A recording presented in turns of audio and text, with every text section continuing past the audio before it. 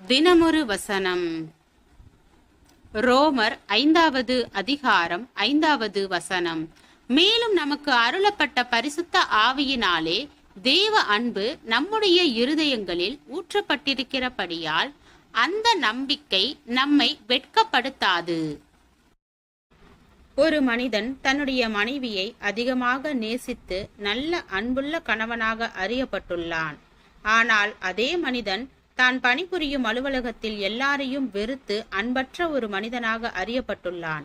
தன்னுடைய சொந்த பிள்ளைகளை உயிரை போல நேசிக்கும் ஒரு மனிதன் தன்னிடம் பயிலும் பிறருடைய பிள்ளைகளை மிகுதியாக வெறுக்கின்றான்.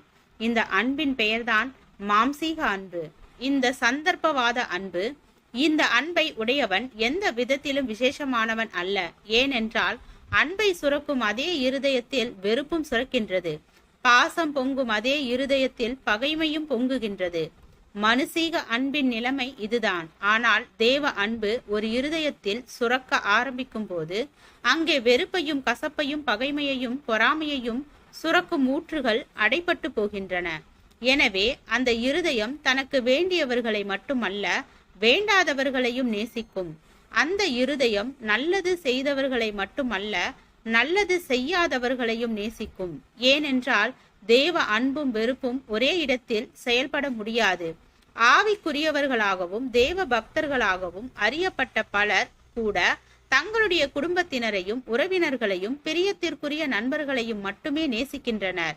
தங்களுக்கு நெருக்கமாக இல்லாதவர்களையும் தங்களுடைய தனிப்பட்ட பிரியத்தை பெறாதவர்களையும் அவர்களால் நேசிக்க முடிவதில்லை. தேவ அன்பு பாவிகளாக இருந்த நம்மையும் நேசித்தது. நாம் பாவிகளாய் இருக்கையில் கிறிஸ்து நம்முடைய பாவங்களுக்காக மரித்தார். அதன் மூலம் தேவன் தம்முடைய அன்பை விளங்க பண்ணினார். குடும்ப உறவுகளுக்கு அப்பாலும், நட்பு எல்லைகளுக்கு அப்பாலும், சபை மதில்களுக்கு அப்பாலும், உபதேச சுவர்களுக்கு அப்பாலும் நம்முடைய அன்பு பாய்ந்து செல்ல வேண்டும்.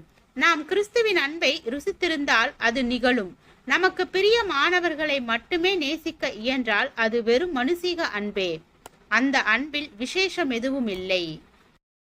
ஜெபம். தேவனுக்கு ஸ்தோத்திரம். தேவனே, நாங்கள் எங்களுடைய வாழ்க்கையில் எல்லா மனிதர்களையும் எந்த விதமான பாகுபாடும் இன்றி நேசிக்கும் இருதயம் பெற்ற மனிதர்களாக வாழ கிருபை பாராட்டும்.